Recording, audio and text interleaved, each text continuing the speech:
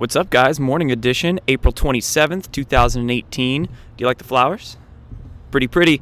Anyway, biggest news story of the day, yesterday at least, to me, is the fact that my website got DDoS'd. Confirmed with my web dude. My website went down. Luckily, just for a few minutes, it's back up now.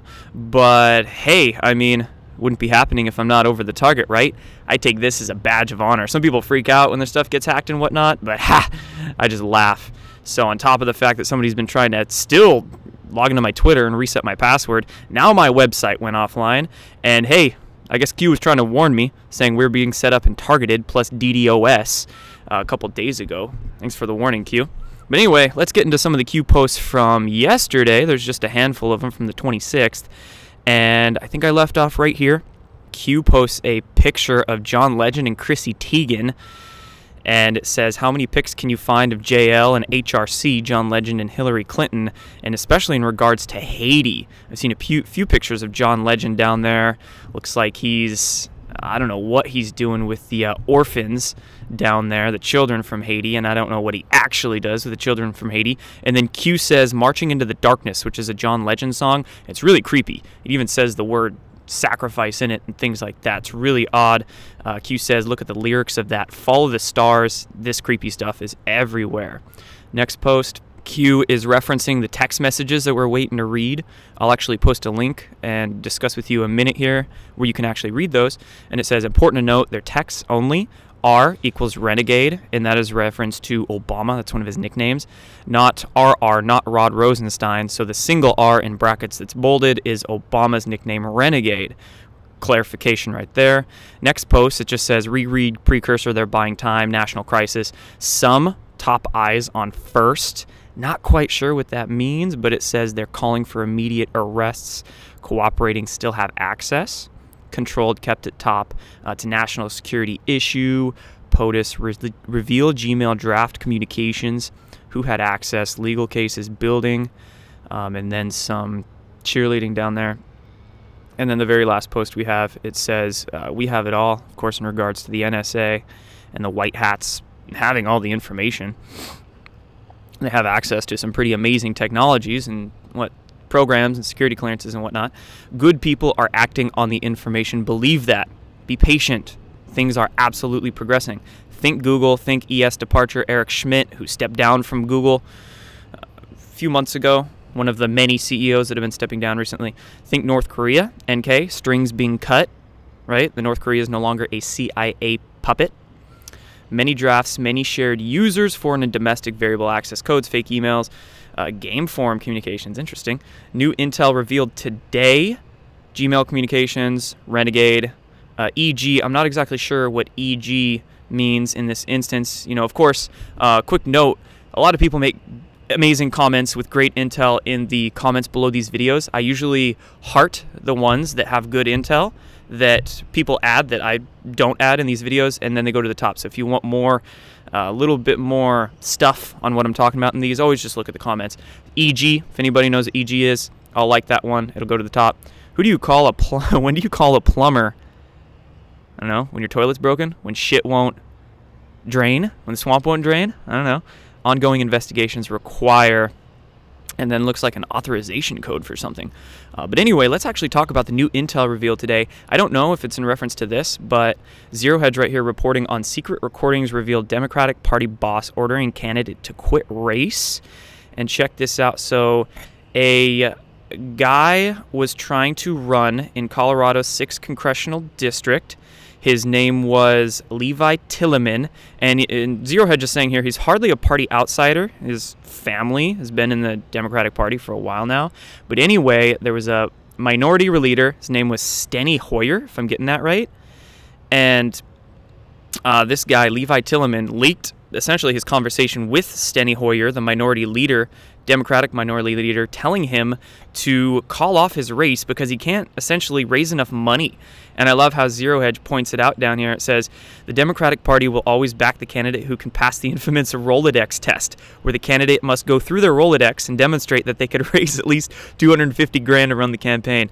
Funny line there. But anyway, this might be the info that's being leaked. It was leaked to The Intercept last night, and they reported on it, of obvious bias, corruption, what, I don't want to say blackmail, but we'll just say coercion going on within the DNC, the Democratic, not the DNC, but the Democratic Party in general. That might be it. And then also, I'm going to link you guys this article to the Daily Caller below that came out just this morning. It actually has all of the text messages, all the FBI text messages between Sturzak and Lisa Page from December 16th, 2017 to May 23rd, 2017. There's 49 pages, around 300 texts. You can go through them all. Many of them are cryptic, of course, because when these people on this level on the inside within the three-letter agencies are talking to each other, it's going to be very cryptic just to hide what's really going on. But if you have a good perspective and open mind, you can look at these and maybe gain some insight and decode some of the crypticness of them. Anyway, I'll link that down below. Check this one out. Found it on multiple mainstream media sites. I'm just using Fox News as a resource here. It says remains of 140 children found at site of what may be the history's largest mass sacrifice. It was all like children, humans. They dated this group of 140 basically mummified bodies in Peru. It was found in Peru, FYI, to about 500 years ago. I think these bodies are from like 1400 to 1450. And it's really interesting to me, A, that they're reporting on a mass child sacrifice. So to me, it's like, okay, are they prepping our consciousness for larger disclosures? But at the same time, National Geographic is reporting on this, and I saw a Newsweek article saying that it's, you know, the largest of its kind ever, yada yada. So they're acting like this is in the past, and they're definitely not. I mean, they're not going to reveal that the elite today are involved in this kind of stuff, but it also brings up some very good questions. Is this, I mean, of course, is this something still going on?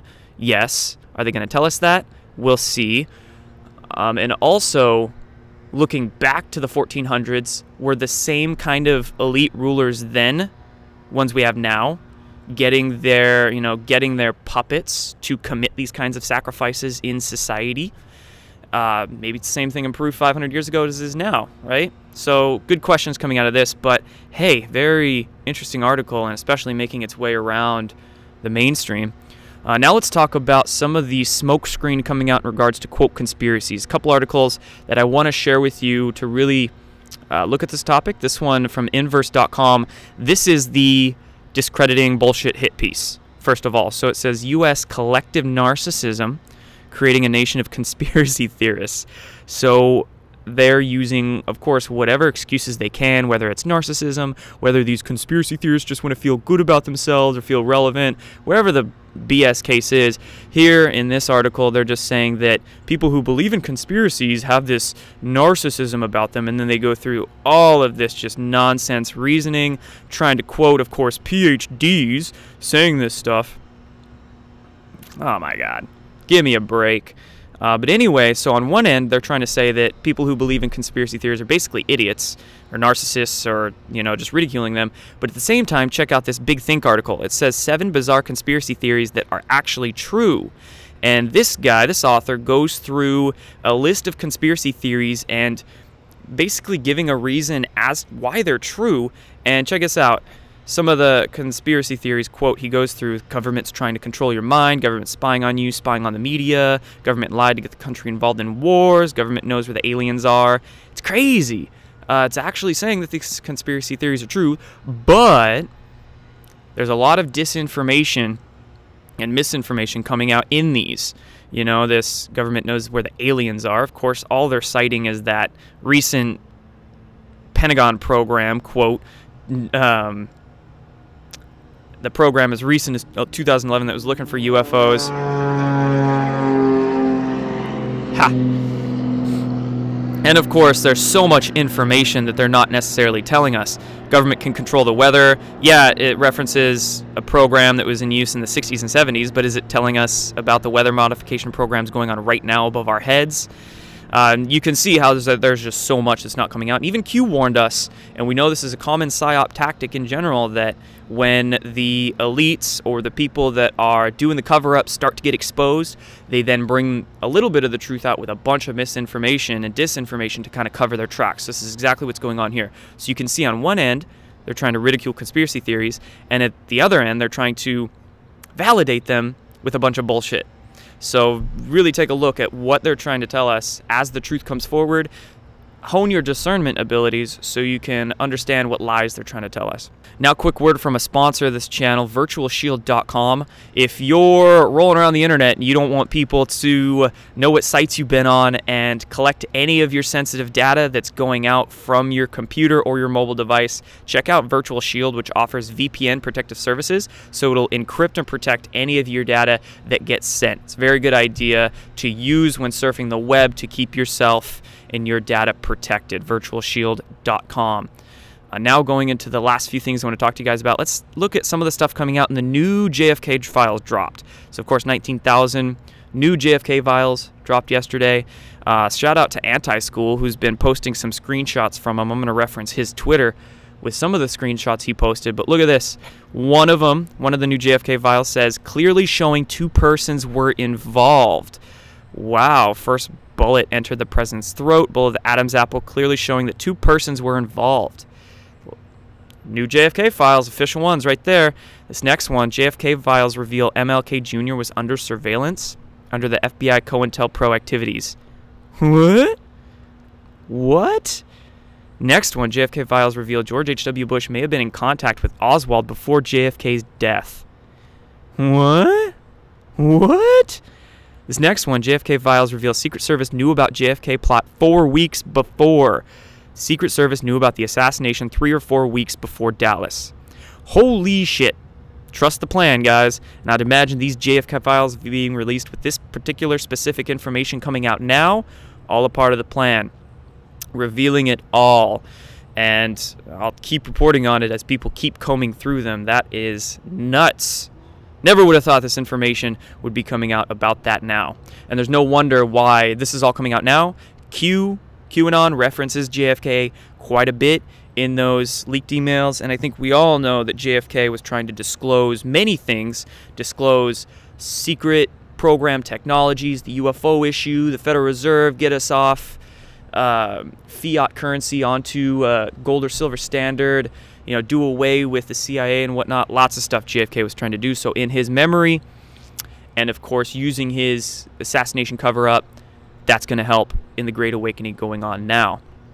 Let's talk about some of the economic downturns. So the purge begins. Zero Hedge reports here, Deutsche Bank fires 400 bankers. And at the very same time, they're saying the sandwich crisis deepens. Subway closing 500 stores in 2018. So there's a shift going on in the economy, guys. And this is like thousands of stores. Subway's closed now. I think McDonald's is even closing stores. A lot of places are. People aren't buying the shit anymore. They're not buying the shitty food. They're not buying the shitty investments, the shitty stocks.